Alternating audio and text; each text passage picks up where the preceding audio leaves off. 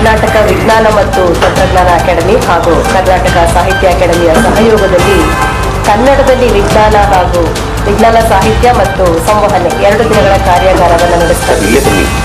ಆ ಪ್ರಯುಕ್ತ ಕರೆದಿರುವಂತಹ ಈ ಪತ್ರಿಕಾಗೋಷ್ಠಿಗೆ ತಮ್ಮೆಲ್ಲರಿಗೂ ಸಹ ಆತ್ಮೀಯವಾದಂತಹ ಸ್ವಾಗತ.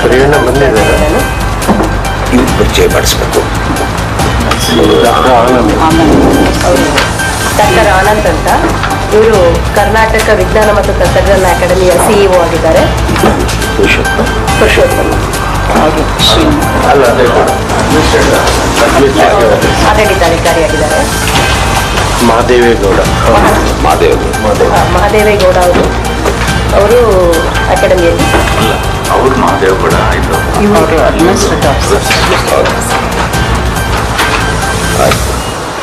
ಓಕೆ. ನೀವೆಲ್ಲ ಬಂದಿರೋದು ಭಾಳ ಸಂತೋಷದ ಸಂಗತಿ. ಏನು ಅಂತಂದರೆ ನಿಮಗೆ ಗೊತ್ತಿದೆ, ಕನ್ನಡದಲ್ಲಿ ವಿಜ್ಞಾನವನ್ನು ಬರೆಯೋದು ಭಾಳ ಕಷ್ಟ, ಅದರಿಂದ ಏನೂ ಪ್ರಯೋಜನ ಇಲ್ಲ ಅಂತ. ಆದರೆ ನಮ್ಮಲ್ಲಿ ಭಾಳ ಹಿಂದಿನಿಂದಲೂ ವೈದ್ಯ ವಿಜ್ಞಾನ ಇರ್ಬೋದು, ತಂತ್ರಜ್ಞಾನ ಇರ್ಬೋದು, ಪರಿಸರದ ಬಗ್ಗೆ ಇರ್ಬೋದು, ಅನೇಕ ಜನ ಭಾಳ ಚೆನ್ನಾಗಿ ಅತ್ಯಂತ ಕುತೂಹಲಕರವಾಗಿ ಬರಿತಾ ಇದ್ದಾರೆ. ಈಗ ನಾಗೇಶ್ ಹೆಗಡೆ ಥರದವ್ರ ಬರವಣಿಗೆ ಇರ್ಬೋದು, ಅಥವಾ ಡಾಕ್ಟರ್ ಶಿವಪ್ಪ ವೈದ್ಯಕೀಯ ಪದಕೋಶವನ್ನು ಮಾಡಿದ ಭಾಳ ದೊಡ್ಡ ಮನುಷ್ಯ. ಅವರು ವೈದ್ಯಕೀಯ ಪದಕೋಶ ಅಂತ ಮಾಡ್ತಾರೆ, ಡಾಕ್ಟರ್ ಆಗಿದ್ರು ಅವರು. ಆಮೇಲೆ ನಮ್ಮ ತೇಜಸ್ವಿಯವರು ಬರೆಯುವಂಥ ಪರಿಸರದ ಬಗೆಗಿನ ಕೃತಿಗಳಿದಾವಲ್ಲ, ಅತ್ಯಂತ ಆಸಕ್ತಿದಾಯಕ. ನಮ್ಮ ಕಾಲದಲ್ಲಿ ಇಷ್ಟೆಲ್ಲ ಆಗ್ತಾ ಇದೆ, ಆದರೂ ಏನಾಗಿದೆ ಅಂತಂದರೆ ಎಷ್ಟು ತೀವ್ರವಾಗಿ ಆಗಬೇಕಾಗಿತ್ತೋ ಆ ಕೆಲಸ ಆಗ್ತಾ ಇಲ್ಲ. ವಿಜ್ಞಾನ ಸಾಹಿತ್ಯಕ್ಕೆ ಸರಿಯಾದಂಥ ಒಂದು ಬೆಂಬಲ ಯಾರು ಕೊಡ್ತಾ ಇಲ್ಲ. ಆ ಬರವಣಿಗೆ ಮಾಡುವಂಥವ್ರಿಗೆ ಒಂದು ಟ್ರೈನಿಂಗ್ ಥರ ಯಾರು ಮಾಡ್ತಾ ಇಲ್ಲ. ಅದನ್ನ ಹೇಗೆ ಬರಿಬೇಕು ಅಂತ ಯಾರಿಗೂ ಹೇಳ್ಕೊಡ್ತಾ ಇಲ್ಲ. ಈ ಥರದ್ದೆಲ್ಲ ಆಕ್ಷೇಪಗಳು ಇದ್ದಾವೆ. ನಮ್ಮಲ್ಲಿ ಪಂಪನ ಕಾಲದಲ್ಲೇ ವಿಜ್ಞಾನವನ್ನು ಪಂಪನೇ ಬರೆದಿದ್ದಾನೆ. ಆ ಪಂಪನ ಹೋದ್ರೆ ಅಂದರೆ ಯಾರು ಓದಲ್ಲ. ಈಗ ಪಂಪ್ನಲ್ಲಿ ಎಷ್ಟು ಚೆನ್ನಾಗಿ ವಿಜ್ಞಾನ ಇದೆ ಅಂದರೆ ನನಗೊಂದು ಗಂಟೆ ಬೇಕು ಅದನ್ನು ನಿಮಗೆ ವಿವರಿಸೋದಕ್ಕೆ. ಸೊ ಹಾಗಾಗಿ ಕನ್ನಡದಲ್ಲಿ ಅವೆಲ್ಲ ಮೊದಲಿಂದನೂ ಯಾವ್ಯಾವುದೋ ರೀತಿ ಒಳಗಡೆ ಇದ್ದಾವೆ. ಆದರೆ ಇದು ಅತ್ಯಾಧುನಿಕವಾದ ಕಾಲ. ಈ ಕಾಲದೊಳಗಡೆ ಥರದ ಒಂದು ತಂತ್ರಜ್ಞಾನ ನಮ್ಮ ಎದುರುಗಡೆ ಇದೆ. ಸೊ ಇದ್ರ ನಡುವೆ ಕನ್ನಡ ಭಾಷೆಯಲ್ಲಿ ಈ ವಿಜ್ಞಾನ ಮತ್ತು ತಂತ್ರಜ್ಞಾನದ ಅನೇಕ ಸಂಗತಿಗಳನ್ನು ಹೇಗೆ ಬರೀಬೇಕು ಅನ್ನೋಂಥದ್ರ ಬಗ್ಗೆ ನಾವು ಯೋಚನೆ ಮಾಡಬೇಕಾಗಿದೆ. ಅದಕ್ಕೆ ಹೊಸ ಹುಡುಗರನ್ನು ತಯಾರು ಮಾಡಬೇಕು. ನಮ್ಮಲ್ಲಿ ವಿದ್ವತ್ತಿರೋರಿಗೇನು ಕೊರತೆ ಇಲ್ಲ, ಆದರೆ ಅದನ್ನು ಒಂದು ಸೃಜನಶೀಲವಾಗಿ ಹೇಗೆ ಕೃತಿಯಾಗಿ ಲೇಖನವಾಗಿ ರಚಿಸಬೇಕು, ಜನಗಳನ್ನು ಓದೋದಕ್ಕೆ ಅನುಕೂಲ ಆಗೋ ಹಾಗೆ ಹೇಗೆ ಮಾಡಬೇಕು ಅನ್ನೋಂಥದ್ರ ಬಗ್ಗೆ ಕೆಲವು ತೊಡಕುಗಳಿರ್ತವೆ. ಈ ಹಿನ್ನೆಲೆ ಒಳಗಡೆ ನಾವಂತೂ ಸಾಹಿತ್ಯ ಅಕಾಡೆಮಿ ಒಳಗಡೆ ವಿಜ್ಞಾನಕ್ಕೆ ತುಂಬ ಪ್ರೋತ್ಸಾಹವನ್ನು ಮೊದಲಿಂದನೂ ಕೊಡ್ತಾ ಇರೋದನ್ನ ತಾವೆಲ್ಲ ಗೊತ್ತು ನಿಮಗೆ. ವಿಜ್ಞಾನಕ್ಕೆ ಅಂತಲೇ ನಾವು ಒಂದು ಪ್ರಶಸ್ತಿಯನ್ನು, ವಿಜ್ಞಾನ ಕೃತಿಗಳಿಗೆ ಒಂದು ಪ್ರಶಸ್ತಿಯನ್ನು ಕೊಡ್ತೀವಿ. ಮತ್ತು ಪ್ರತಿ ವರ್ಷವೂ ವಿಜ್ಞಾನದ ವಾರ್ಷಿಕಗಳನ್ನು, ಎಲ್ಲೆಲ್ಲಿ ವಿಜ್ಞಾನದ ಲೇಖನಗಳು ಪ್ರಕಟ ಆಗಿದಾವೋ ಒಬ್ಬ ಸಂಪಾದಕರನ್ನ ನೇಮಕ ಮಾಡಿ ಅವ್ರ ಮೂಲಕ ವಾರ್ಷಿಕ ಕೃತಿಗಳನ್ನು ಪ್ರಕಟ ಮಾಡ್ತಾ ಇದ್ದೀವಿ. ಮೇಡಮ್ ಕೂಡ ಒಂದ್ಸರಿ ನಮಗೆ ಮಾಡಿಕೊಟ್ಟಿದ್ದಾರೆ. ಸೊ ಹಾಗಾಗಿ ಸಾಹಿತ್ಯ ಅಕಾಡೆಮಿ ತನ್ನ ಮಿತಿ ಒಳಗೆ, ತನ್ನ ಕೈಲಾದ ರೀತಿ ಒಳಗಡೆ ವಿಜ್ಞಾನದ ತಂತ್ರಜ್ಞಾನದ ಬರವಣಿಗೆಗಳನ್ನು, ಬರಹಗಾರರನ್ನ ಪ್ರೋತ್ಸಾಹಿಸೋ ಕೆಲಸ ಮಾಡಿದೆ. ಇದು ಕನ್ನಡಕ್ಕೆ ಅತ್ಯಂತ ಅಗತ್ಯ. ನಮಗೆ ಪಂಪ, ಕುಮಾರವ್ಯಾಸ, ಕುವೆಂಪು, ಬೇಂದ್ರೆ ಇವರೆಲ್ಲ ಎಷ್ಟು ಮುಖ್ಯವೋ ಅಷ್ಟೇ ಮುಖ್ಯ ಈ ಕಾಲದಲ್ಲಿ ವಿಜ್ಞಾನವನ್ನು ಕನ್ನಡದಲ್ಲಿ ಬರೆಯುವಂಥ ಒಬ್ಬ ವ್ಯಕ್ತಿ. ಕನ್ನಡದ ವಿದ್ಯಾರ್ಥಿಗಳು ಯಾಕೆ ಕನ್ನಡ ಶಾಲೆಗಳಿಗೆ ಮಾಧ್ಯಮಗಳನ್ನ ಆಯ್ಕೆ ಮಾಡ್ಕೊಳ್ಳಲ್ಲ ಅಂತಂದರೆ ನೋಡಿ, ಉನ್ನತ ವ್ಯಾಸಂಗಕ್ಕೆ ಹೋದಂಥ ಸಂದರ್ಭದೊಳಗಡೆ ವಿಜ್ಞಾನದ ಪುಸ್ತಕಗಳೇ ಇರಲ್ಲ, ಓದೋಕ್ಕೆ ರೆಫರ್ ಮಾಡೋಕ್ಕೆ ಟೆಕ್ಸ್ಟ್ ಬುಕ್ಸ್ ಇರಲ್ಲ. ನಾವೇನು ಮಾಡಬೇಕು ಅಂತ ಪಾಪ ಮಕ್ಕಳು ಕೇಳ್ತಾರೆ. ನಮ್ಮಲ್ಲಿ ಈ ತಂತ್ರಜ್ಞಾನ ಕ್ಷೇತ್ರದಲ್ಲಿ ಅತ್ಯಂತ ಶ್ರಮ ಮತ್ತು ಪರಿಶ್ರಮ ಇದೆಲ್ಲವನ್ನು ಪಟ್ಟು ಕೆಲಸ ಮಾಡಿರೋ ಅನೇಕ ಜನ ಪ್ರತಿಭಾವಂತರಿದ್ದಾರೆ. ಇಸ್ರೋನಲ್ಲಿ ಕೆಲಸ ಮಾಡಿದಂಥ ಇಂಜಿನಿಯರ್ಗಳು, ದೊಡ್ಡ ದೊಡ್ಡ ವಿಜ್ಞಾನಿಗಳು, ವೈದ್ಯಕೀಯ ವಿಜ್ಞಾನದಲ್ಲಿ ಕೆಲಸ ಮಾಡಿರುವಂಥವರು, ಡಾಕ್ಟರ್ಗಳು ಇವರೆಲ್ಲ ಇದ್ದಾರೆ. ಆದರೆ ಅವರಿಗೆ ಹೇಗೆ ಇದನ್ನು ಕನ್ನಡದಲ್ಲಿ ಹೇಳಬೇಕು ಅಂತ ನಾನು ಯಾವಾಗಲೂ ಹೇಳೋದೇನು ಅಂತಂದರೆ, ಯಾವ ನಿಮ್ಮಲ್ಲಿ ಪಾಂಡಿತ್ಯ ಇದೆಯೋ ಅದ್ರ ಬಗ್ಗೆ, ಯಾವ ನಿಮ್ಮ ವಿಷಯದಲ್ಲಿ ಏನಿರುತ್ತೋ ಅದನ್ನು ನಿಮಗೆ ಗೊತ್ತಿರೋ ಕನ್ನಡದಲ್ಲಿ ಬರೀರಿ ಸಾಕು ಅಂತ. ಸೊ ಇದನ್ನು ನಾವು ಸ್ವಲ್ಪ ಇಲ್ಲಿ ಇವಾಗ ನಮ್ಮ ಕರ್ನಾಟಕ ವಿಜ್ಞಾನ ಮತ್ತು ತಂತ್ರಜ್ಞಾನ ಅಕಾಡೆಮಿಯವರು ಡಾಕ್ಟರ್ ರಾಜಾ ಸಾಬ್ ಅವರಿದ್ದಾರೆ, ಆನಂದ್ ಅವರಿದ್ದಾರೆ. ಸೊ ಇವರೆಲ್ಲರ ಒಂದು ಬೆಂಬಲದಿಂದ ಮತ್ತು ಅವರು ಮುಖ್ಯವಾಗಿ ಇದನ್ನು ಆಯೋಜನೆ ಮಾಡ್ತಾ ಇರೋದು, ನಾವು ಅವರಿಗೆ ಬೆಂಬಲವಾಗಿ ನಿಂತಿದ್ದೀವಿ ಸಾಹಿತ್ಯ ಅಕಾಡೆಮಿ. ಸೊ ಅವರು ಜನವರಿ 22 ಮತ್ತು 23ನೇ ತಾರೀಕು ಒಂದು ವಿಜ್ಞಾನ ಸಾಹಿತ್ಯ ಮತ್ತು ಸಂವಹನ ಅನ್ನುವ 2 ದಿನದ ಒಂದು ವರ್ಕ್ಶಾಪನ್ನು ಮಾಡ್ತಾ ಇದ್ದಾರೆ. ಯಾರು ಬೇಕಾದರೂ ಅದರೊಳಗಡೆ ನೋಂದಾಯಿಸ್ಕೊಂಡು ಭಾಗವಹಿಸಬಹುದಾಗಿದೆ. ಮತ್ತು ಕನ್ನಡದ ತುಂಬ ಮುಖ್ಯವಾದಂಥ ವಿಜ್ಞಾನ ಬರಹಗಾರರನ್ನ ಅಲ್ಲಿ ಮಾರ್ಗದರ್ಶಕರನ್ನಾಗಿ ನಾವು ಆಹ್ವಾನಿಸ್ತಾ ಇದ್ದೀವಿ. ಅದರದ್ದು ಆಮಂತ್ರಣ ಎಲ್ಲ ಸಿದ್ಧ ಆಗ್ತಾ ಇದೆ. ನಿಮಗೆ ಒಂದು ಪಟ್ಟಿನೇ ಕೊಟ್ಟಿದೆ ಇಲ್ಲಿ ನಿಮಗೆ ಯಾರ್ಯಾರನ್ನ ಕರೀತಾ ಇದ್ದೀವಿ ಅಂತೇಳಿ.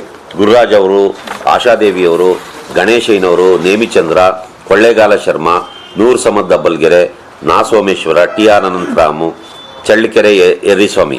ಸೊ ಅವ್ರಿಗೆ ಬೇರೆ ಬೇರೆ ವಿಷಯಗಳನ್ನು ಕೊಟ್ಟು ಸೆಷನ್ಗಳನ್ನು ಮಾಡಿ ವರ್ಕ್ಶಾಪಲ್ಲಿ ಅವರು ಮಾತಾಡುವಂಥವ್ರು ಇದ್ದಾರೆ. ಅದಾದಮೇಲೆ ಸಮಾರೋಪ ಸಮಾರಂಭದಲ್ಲಿ ನೆಲಕುಂಟೆ ವೆಂಕಟೇಶ ಇರ್ಬೋದು, ಎಚ್ ಆರ್ ಸ್ವಾಮಿ, ನಮ್ಮ ರಾಜಾ ಸಾಹೇಬರು, ನಾವೆಲ್ಲ ಇರ್ತೀವಿ. ನಮ್ಮ ಕರಿಯಪ್ಪ ಅವರು, ಆನಂದ್ ಅವರು ಎಲ್ಲ ಇರ್ತಾರೆ.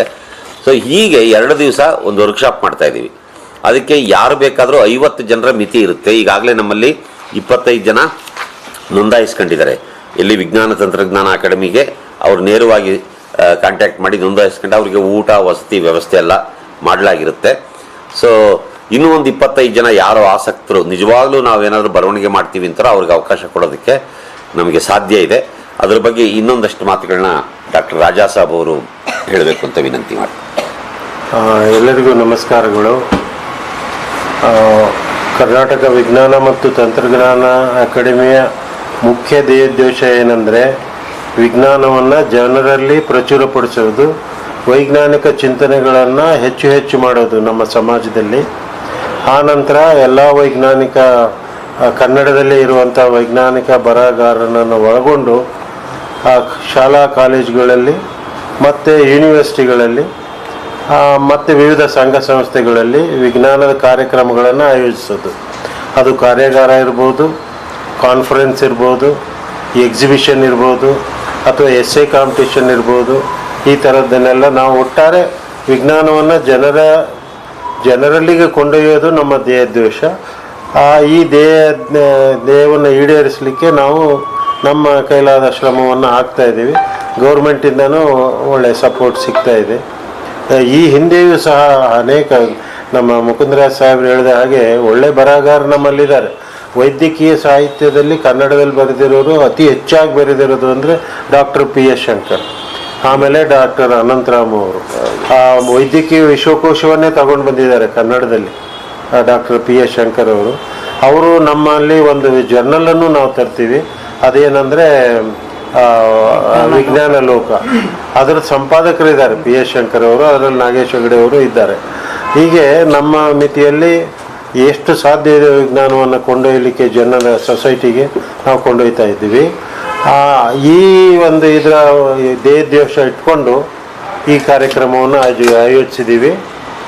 ಇದರಲ್ಲಿ ವಿಜ್ಞಾನ ಕನ್ನಡ ಇದರಲ್ಲಿ ಹೆಸರು ಮಾಡಿರೋರನ್ನ ಕರೆದಿದ್ದೀವಿ. ಇನ್ನೂ ಕೆಲವು ಯುವ ಕನ್ನಡ ರೈಟರ್ನು ಇದರಲ್ಲಿ ಸೇರಿಸೋ ಪಾಸಿಬಿಲಿಟಿ ಇದೆ. ಅದನ್ನು ನಾವು ಡಿಸ್ಕಸ್ ಮಾಡ್ತೀವಿ. ಆಮೇಲೆ ಇದರದ್ದು ಉದ್ಘಾಟನೆಗೆ ಮಾನ್ಯರಾದಂತಹ ನಮ್ಮ ಹೊರಟ್ಟಿ ಸಾಹೇಬರು, ಬಸವರಾಜ್ ಹೊರಟ್ಟಿ ಸಾಹೇಬರು ಒಪ್ಕೊಂಡಿದ್ದಾರೆ. ನಮ್ಮ ವಿಜ್ಞಾನ ಇದಕ್ಕೆ ಒಪ್ಕೊಂಡಿದ್ದಾರೆ ಇನಾಗ್ರೇಟ್ ಮಾಡಲಿಕ್ಕೆ. ಅವರು ಪರಿಷತ್ತಿನ ಸ್ಪೀಕರ್ ಇರೋರು.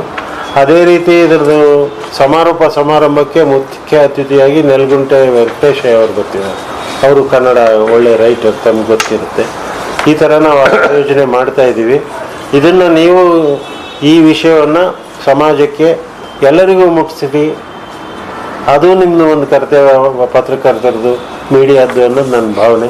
ಆದ್ದರಿಂದ ಇವತ್ತು ನಾವು ನಿಮ್ಮನ್ನು ರಿಕ್ವೆಸ್ಟ್ ಮಾಡ್ಕೊಳ್ತಾ ಇದ್ದೀವಿ, ಈ ಕಾರ್ಯಕ್ರಮಗಳ ಬಗ್ಗೆ ಹೆಚ್ಚು ಪ್ರಚಾರ ಕೊಡಿ. ಯಾರಿಗೆ ಇಂಟ್ರೆಸ್ಟ್ ಇದೆಯೋ ಅವ್ರು ನೋಂದಣಿ ಮಾಡಿಕೊಳ್ಳಿ. ಆಮೇಲೆ ಅವತ್ತಿನ ದಿನವೂ ಸಹ ತಾವೆಲ್ಲರೂ, ಇದು ಸುಮಾರು 10ಗಂಟೆಗೆ ಪ್ರಾರಂಭ ಆಗುತ್ತೆ, ಬೆಳಿಗ್ಗೆ 22ನೇ ತಾರೀಕು ಇದೇ ತಿಂಗಳು.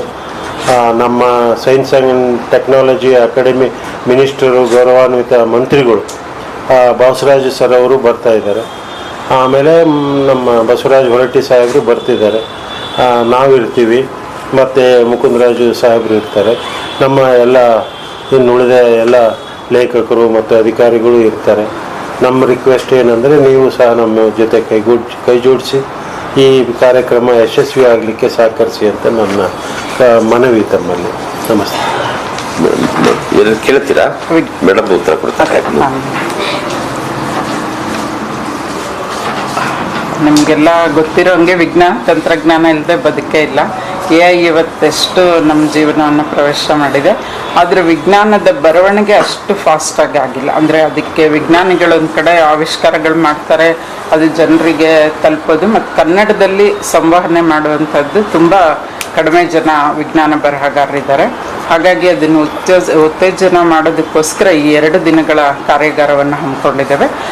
ಅದರಲ್ಲೂ ಮಾಧ್ಯಮದವರಿಗೆ ಹೆಚ್ಚಿನ ನಾವು ಬರಬೇಕು, ಅವ್ರ ಪ್ರತಿನಿಧಿಗಳು ಅಂತ ಅಪೇಕ್ಷೆ ಪಡ್ತಾ ಇದ್ದೀವಿ. ಎಲ್ಲ ಪತ್ರಿಕೆಗಳು ಮತ್ತು ಇದು TV ಚಾನಲ್ಗಳು ಎಲ್ಲ ಕಡೆಯಿಂದನೂ ವಿಜ್ಞಾನದ ವಿಷಯವಾಗಿ ತುಂಬ ಕಡಿಮೆ ಪ್ರಾಮುಖ್ಯತೆ, ಯಾವುದೇ ವಿಚಾರ ಇರಲಿ ಒಂದು ಮಾಧ್ಯಮದಲ್ಲಿ ಬರುವಾಗ ಹೆಚ್ಚಿನ ವಿಚಾರಗಳು ಬರಲ್ಲ. ಸೊ ಹಾಗಾಗಿ ಅವರಿಗೆ ಅರಿವನ್ನು ಮೂಡಿಸೋ ದಿಕ್ಕಿನಲ್ಲಿ ಕೂಡ ಇದು ಆಗ್ತಾ ಇದೆ. ಆಮೇಲೆ ಜರ್ನಲಿಸಮ್ ಸ್ಟೂಡೆಂಟ್ಸ್ ಇರ್ಬೋದು, ಆಮೇಲೆ ಬೇರೆ ಬೇರೆ ವಿಜ್ಞಾನ ಬರಹದಲ್ಲಿ ಆಸಕ್ತಿ ಇರುವಂಥವ್ರು, ಕೃಷಿ, ಪರಿಸರ, ವೈದ್ಯಕೀಯ ಎಲ್ರಿಗೂ ಇದರಲ್ಲಿ ಆಹ್ವಾನ ಇದೆ.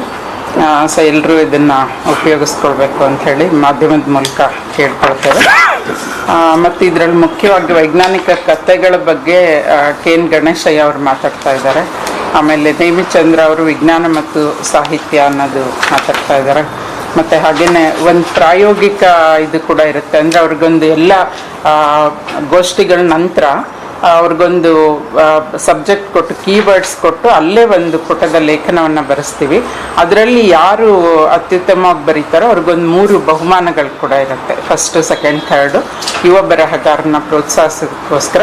ಯಾಕೆಂದ್ರೆ ಮುಂಚೆನೇ ಕೊಟ್ಟರೆ ಅವ್ರು ಇವತ್ತು ಗೂಗಲ್ ಇದೆ, ChatGPT ಇದೆ, ಅದನ್ನ ನೋಡ್ಕೊಂಡು ಬರೆದು ಕಳಿಸ್ಬಿಡ್ಬಾರ್ದು ಅನ್ನೋ ಕಾರಣಕ್ಕೆ ನಾವು ಕಾರ್ಯಾಗಾರದಲ್ಲಿ ನಿಜವಾದ ಆಸಕ್ತಿ ಇರೋರು ಭಾಗವಹಿಸಿ ಅಲ್ಲೇ ಬರೆದು ಕೊಡಲಿ ಅನ್ನೋ ಉದ್ದೇಶದಿಂದ ಅವರಿಗೆ ಬರವಣಿಗೆಗೆ ಪ್ರೋತ್ಸಾಹ ಮಾಡಬೇಕು ಅಂಥೇಳಿ ಮಾಡ್ತಾ ಇದ್ದೀವಿ. ಮತ್ತು ಕೃತಕ ಬುದ್ಧಿಮತ್ತೆ ಬಗ್ಗೆ ಕೂಡ ಇವತ್ತು ವಿಜ್ಞಾನದ ಭವಿಷ್ಯದ ವಿಜ್ಞಾನವ ಅನ್ನೋ ರೀತಿಯಲ್ಲಿ, ಅಂದರೆ ಮಾನವನ ಮೆದುಳನ್ನೇ ಮೀರಿಸುವಂಥ ರೀತಿಯಲ್ಲಿ ಕೃತಕ ಬುದ್ಧಿಮತ್ತೆ ಇವತ್ತು ಕಾರ್ಯನಿರ್ವಹಿಸ್ತಾ ಇದೆ. ಆ ಅಪಾಯಗಳ ಬಗ್ಗೆ ಮತ್ತು ಅಡ್ವಾಂಟೇಜಸ್ ಬಗ್ಗೆ, ಲಾಭಗಳ ಬಗ್ಗೆ, ಅದ್ರ ಬಗ್ಗೆ ಕೂಡ ಬಹಳ ಮುಖ್ಯವಾದ ಚರ್ಚೆ ನಡೀತಾ ಇದೆ. ಆಮೇಲೆ ಪರಿಸರ ನಮ್ಗೆ ಗೊತ್ತು, ಇವತ್ತು ಗ್ಲೋಬಲ್ ವಾರ್ಮಿಂಗಿಂದ ಇವತ್ತು ಹೇಗೆ ಈ ಚಳಿ, ನಾವು ಬೆಂಗಳೂರಿನ ಚಳಿಯನ್ನು ಕಳೆದ ಒಂದು ವಾರದಲ್ಲಿ ಅನುಭವಿಸ್ತಾ ಇದ್ದೀವಿ. ಮತ್ತು ಪ್ರತಿ ಬೇಸಿಗೆ ಕೂಡ ಅತಿ ಬೇಸಿಗೆ ಆಗಿರುತ್ತೆ. ರಾಯಚೂರು, ಗುಲ್ಬರ್ಗಾದಲ್ಲಿ ಇವತ್ತು ಲೋಯೆಸ್ಟ್ ಟೆಂಪ್ರೇಚರ್ ಆಗಿದೆ ಈ ಗ್ಲೋಬಲ್ ವಾರ್ಮಿಂಗಿಂದಾಗಿ. ಸೊ ಅದನ್ನು ನಾವಿಲ್ಲಿ ಚರ್ಚೆ ಮಾಡ್ತೀವಿ. ಕೃಷಿ, ಪರಿಸರ ಮತ್ತು ಇವೆಲ್ಲ ಹೇಗೆ ಮನುಷ್ಯನ ಜೀವನದ ಮೇಲೆ ಪರಿಣಾಮ ಬೀರುತ್ತೆ ಅಂತ. ಆಮೇಲೆ ವಿಜ್ಞಾನ ಮತ್ತು ಸಮಾಜ ವಿಜ್ಞಾನ ನಾವು 2 ಬೇರೆ ಬೇರೆ ಅಂದ್ಕೊಂಡಿದ್ದೀವಿ. ಹಾಗಲ್ಲ, 2 ಒಟ್ಟಿಗೆ ಸಾಗಬೇಕು. ವಿಜ್ಞಾನದ ವಿಷಯಗಳನ್ನ ಸಮಾಜ ವಿಜ್ಞಾನಿಗಳು ಮಾತಾಡುವಂತಾಗಬೇಕು. ಸಮಾಜ ವಿಜ್ಞಾನ ಮತ್ತು ಕಲೆ, ಸಾಹಿತ್ಯ ಅಲ್ಲಿನ ವಿಚಾರಗಳನ್ನು ವಿಜ್ಞಾನಿಗಳು ವಿಜ್ಞಾನ ಸಾಹಿತ್ಯದ ಮುಖಾಂತರ ತಲುಪಿಸ್ಬೇಕು. ಸೊ ಆ ನಿಟ್ಟಿನಲ್ಲಿ ಇದು ಇಬ್ಬರನ್ನು ಒಂದುಗೂಡಿಸುವಂಥ, ಒಟ್ಟು ಸಮಾಜಕ್ಕೆ ಉಪಯೋಗ ಆಗುವಂಥ ರೀತಿಯಲ್ಲಿ ಇದು ಆಗಬೇಕು ಅಂತ ಹೇಳಿ ಈ ಕಾರ್ಯಾಗಾರವನ್ನು ಆಯೋಜಿಸಿದ್ದೀವಿ. ಮತ್ತು ತಮಗೇನಾದ್ರು ಪ್ರಶ್ನೆಗಳಿದ್ರೆ ಕೇಳ್ತೀವಿ. ಅದಕ್ಕಿಂತ ಮೊದಲು ಇನ್ನೊಂದು ಸಣ್ಣ ಪಾಯಿಂಟ್ ಹೇಳ್ತೀನಿ. ಇಫ್ ಯು ವಿತ್ ಯುವರ್ ಹೇಳಿ ಸರ್. ಇದೇ ತಿಂಗಳು 19ನೇ ತಾರೀಕು ಕ್ವಾಂಟಮ್ ಟೆಕ್ನಾಲಜಿ ಬಗ್ಗೆನೂ ಒಂದು ಕಾನ್ಫರೆನ್ಸ್ ಇದೆ ನಮ್ಮ ಅಕಾಡೆಮಿನಲ್ಲಿ. ಯಾಕೆಂದರೆ ಇತ್ತೀಚೆಗೆ ಕ್ವಾಂಟಮ್ ಟೆಕ್ನಾಲಜಿ ಬಗ್ಗೆ ತಾವು ಭಾಳ ಕೇಳಿದ್ದೀನಿ. ಕ್ವಾಂಟಮ್ ಟೆಕ್ನಾಲಜಿ QPIAA ಅನ್ನೋ ಕಂಪ್ನಿ ಈಗ ಭಾಳಷ್ಟು ಮುಂದುವರೆದಿದೆ ಆ ವಿಷಯದ ಬಗ್ಗೆ. ಅದರದ್ದು CEO ಅವರು ಬರೋ ಪಾಸಿಬಿಲಿಟಿ ಇದೆ. ಈ ಕ್ವಾಂಟಮ್ ಟೆಕ್ನಾಲಜಿಗೆ ವಿದ್ಯಾರ್ಥಿಗಳನ್ನು ನಾವು ಬೇರೆ ಬೇರೆ ಕಾಲೇಜಿನಿಂದ ಆಹ್ವಾನಿಸಿದ್ದೀವಿ. ಈಗಾಗಲೇ ಒಂದು 100ಕ್ಕಿಂತ ಹೆಚ್ಚು ರಿಜಿಸ್ಟ್ರೇಷನ್ ಆಗಿದ್ದಾವೆ. ಆದ್ದರಿಂದ ಕ್ವಾಂಟಮ್ ಟೆಕ್ನಾಲಜಿ ಮೊನ್ನೆ ನೊಬೆಲ್ ಪ್ರೈಸ್ ಸಹ ಸಿಕ್ಕಿದೆ. ಕ್ವಾಂಟಮ್ ಗ್ರಾವಿಟೇಷನಲ್ ಫೋರ್ಸ್ಗೆ ನೊಬೆಲ್ ಪ್ರೈಸ್ ಸಿಕ್ಕಿದೆ. ಆದ್ದರಿಂದ ಕ್ವಾಂಟಮ್ ಟೆಕ್ನಾಲಜಿ AI ಟೆಕ್ನಾಲಜಿಗಿಂತನೂ ಅಡ್ವಾನ್ಸ್ಡ್. ಇನ್ನೊಂದು 5 ವರ್ಷದಲ್ಲಿ AIಯನ್ನು ಕ್ವಾಂಟಮ್ ರೀಪ್ಲೇಸ್ ಮಾಡುತ್ತೆ ಅನ್ನೋ ಒಂದು ಕಾನ್ಸೆಪ್ಟು ಇದೆ. ಅದನ್ನು ನಾವು 19ನೇ ತಾರೀಕು ಡಿಸ್ಕಸ್ ಮಾಡ್ತಾ ಇದ್ದೀವಿ. ದಯವಿಟ್ಟು ಅದ್ರ ಬಗ್ಗೆನೂ ಸಾಧ್ಯ ಆದರೂ ಬರೀರಿ. ನಾನು ನಿಮ್ಮ ಪರ್ಮಿಷನ್ ವಿಜ್ಞಾನಕ್ಕೆ ಸಂಬಂಧ ಇರಲಿಲ್ಲ, ನಾವು ಬ್ರೋಷರ್ ಕಳಿಸ್ತೀವಿ. ಅದು ಭಾಳ ಇಂಪಾರ್ಟೆಂಟ್ ಕಾನ್ಫರೆನ್ಸ್. ಆಮೇಲೆ ನಾನು ಎಷ್ಟೋ ಸಭೆ ಸಮಾರಂಭಗಳಲ್ಲಿ ಹೇಳ್ತಾ ಇದ್ದೀನಿ ಆ್ಯಸ್ ಎ ಪ್ರೊಫೆಸರ್, ಈ AI ಇದೆಯಲ್ಲ, ಇದು ಎಷ್ಟು ಇದರಿಂದ ಉಪಯೋಗ ಇದೆಯೋ ಅಷ್ಟೇ ದುರುಪಯೋಗ ಅನ್ನಲ್ಲ, ಅಬ್ಯೂಸ್ ಅಂತ ಹೇಳ್ಬೋದು. ಆ ಥರ ಇದೆ. ಏನಿಂದ ಸಂಪೂರ್ಣ ಉಪಯೋಗನೇ ಆಗುತ್ತೆ ಅಂತಿಲ್ಲ. ಒಬ್ಬ ರ್ಯಾಂಕ್ ಸ್ಟೂಡೆಂಟು ಒಂದು 6 ತಿಂಗಳು 1 ವರ್ಷ ಬರೀ ಎ ಮೇಲೆ ಅವ್ನು ಡಿಪೆಂಡ್ ಆಗಿದ್ದರೆ ಅವನೊಬ್ಬ ಡಲ್ ಸ್ಟೂಡೆಂಟ್ ಆಗ್ತಾನೆ. ಒಬ್ಬ ಪ್ರೊಫೆಸರಾಗಿ ನಾನು ಹೇಳೋ ಮಾತಿದ್ದೆ. ಏಕೆಂದರೆ ಅದು ನಿಮ್ಮ ಚಿಂತನ ಲಹರಿಯನ್ನೇ ಬದಲಾವಣೆ ಮಾಡುತ್ತೆ ಅಥವಾ ಚಿಂತನ ಮಟ್ಟವನ್ನೇ ಕುಂದಿಸಿಬಿಡ್ತದೆ, ಸ್ಥಗಿತ ಮಾಡಿಬಿಡುತ್ತೆ.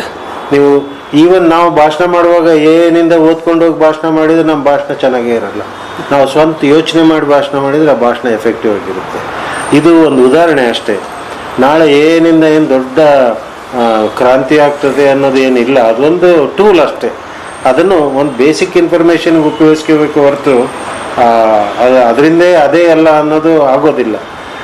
ಅದು ಕ್ವಾಂಟಮ್ ಟೆಕ್ನಾಲಜಿನೂ ಅದನ್ನು ರಿಪ್ಲೇಸ್ ಮಾಡ್ತಾ ಇದೆ. ಮುಂದೆ ಕ್ವಾಂಟಮ್ ಮೆಡಿಸಿನ್ ಇರುತ್ತೆ, ಕ್ವಾಂಟಮ್ ಎನ್ವಿರಾನ್ಮೆಂಟ್ ಇರುತ್ತೆ, ಕ್ವಾಂಟಮ್ ಅಗ್ರಿ ಇರುತ್ತೆ, ಕ್ವಾಂಟಮ್ ಸ್ಪೇಸ್ ಟೆಕ್ನಾಲಜಿ ಇರುತ್ತೆ. ಅದ್ರ ಬಗ್ಗೆನೂ ಒಳ್ಳೆ ಡಿಸ್ಕಷನ್ಸು 19ನೇ ತಾರೀಕು ನಾವು ಮಾಡ್ತಾಯಿದ್ದೀವಿ. ಅದಕ್ಕೂ ತಮ್ಮನ್ನು ನಾನು ವೈಯಕ್ತಿಕವಾಗಿ ಮತ್ತು ಅಕಾಡೆಮಿಯ ಚೇರ್ಮನ್ ಆಗಿ ತಮ್ಮನ್ನು ಆಹ್ವಾನ ಮಾಡ್ತಾಯಿದ್ದೀನಿ. Thanks for that. ಈ ವರ್ಕ್ಶಾಪ್ದಿಂದ ಬರುವಂಥ ಸ್ಟೂಡೆಂಟಿಗೆ ಪ್ರಮಾಣ ಪತ್ರ ಪ್ರಮಾಣ ಪತ್ರ ಇರುತ್ತೆ, ಊಟ ವಸತಿ, ಹೊರಗಡೆಯಿಂದ ಬರೋರಿಗೆ ಊಟ ವಸತಿ, ಅವ್ರಿಗೆ ಫೈಲು ಈ ಥರದ್ದೆಲ್ಲ ಇರುತ್ತಲ್ಲ. ಆಮೇಲೆ ಬಹುಮಾನನು ಮೇಡಮ್ ಹೇಳಿದ್ರಲ್ಲ, ಕೆಲವೊಂದು ಬಹುಮಾನಗಳು ಕೊಡ್ತಾರೆ. ಸ್ಟೂಡೆಂಟ್ಸ್ ಇಲ್ಲ ಯಾರು ಬೇಕಾದ್ರೂ ಬರ್ಬೋದು, ಯಾರಾದ್ರೂ ಯಾರಾದ್ರೂ ಪತ್ರಕರ್ತರು ಬರ್ಬೋದು, ವಿಜ್ಞಾನ ಲೇಖನಗಳನ್ನ ಬರೆಯುವಂಥವ್ರು, ವಯೋಮಿತಿ ಇಲ್ಲ, ಯಾರು ಬೇಕಾದರೂ ಬರ್ಬೋದು. ಅದೇ ಒಂದು 50 ಜನ ಅಷ್ಟೇ, 40ರಿಂದ 50 ಜನ. ಈಗಾಗಲೇ 25 ಜನ ರಿಜಿಸ್ಟರ್ ಮಾಡ್ಕೊಂಡಿದ್ದಾರೆ. ಇನ್ನೊಂದು 25 ಜನ ಬಂದರೆ ಸಾಕಾಗತ್ತೆ ನಮಗೆ. ಅದು ಡಿಮ್ಯಾಂಡ್ ಆಗುತ್ತೆ, ಗೊತ್ತು ನಮಗೆ. ನಾವೇ ಹೆಚ್ಚು ಅದನ್ನು ಪ್ರಚಾರ ಮಾಡಿಲ್ಲ, ಅದಕ್ಕೋಸ್ಕರ ಇವತ್ತು ಒಂದ್ಸರಿ ಮಾಡೋಣ ಇದನ್ನು. ಆಮೇಲೆ ನಮ್ಮ ಅಕಾಡೆಮಿ ವತಿಯಿಂದ ನಮ್ಮ ವಸುಂಧರಾ ಭೂಪತಿ ಮೇಡಮ್ ಅವರು ಇದ್ರ ಬಗ್ಗೆ ವಿಶೇಷ ಕಾಳಜಿ ವಹಿಸಿ, ಆಮೇಲೆ ಒಂದು ದಿನ ನಾನು ಮತ್ತು ಅಧ್ಯಕ್ಷರು, ಕನ್ನಡ ಸಾಹಿತ್ಯ ಅಕಾಡೆಮಿ ಅಧ್ಯಕ್ಷರು ಮುಕುಂದರಾಜು, ನಾನು ಈ ವಿಷಯದ ಬಗ್ಗೆ ಮಾತಾಡಿ ಇಂಥದ್ದೊಂದು ಮಾಡಬೇಕು ಅಂತ ಒಂದು ತೀರ್ಮಾನಕ್ಕೆ ಬಂದು ಜವಾಬ್ದಾರಿಯನ್ನು ನಮ್ಮ ವತಿಯಿಂದ, ಅಕಾಡೆಮಿ ವತಿಯಿಂದ, ಅಂದರೆ ವಿಜ್ಞಾನ ತಂತ್ರಜ್ಞಾನ ಅಕಾಡೆಮಿ ವತಿಯಿಂದ ಅವರು ಮೆಂಬರ್ ಇದ್ದಾರೆ ನಮ್ಮದು, ಅವ್ರಿಗೆ ವಹಿಸಿದ್ವಿ. ಅವರು ಸಮರ್ಥವಾಗಿ ಎಲ್ಲರ ಜೊತೆ ಮಾತಾಡಿ ಇದನ್ನು ನಿರ್ವಹಿಸ್ತಾ ಇದ್ದಾರೆ. ಈ ಕಾರ್ಯಕ್ರಮ ಯಶಸ್ವಿ ಆಗ್ತದೆ ಅಂತ ನನ್ನ ನಂಬಿಕೆ ಇದೆ.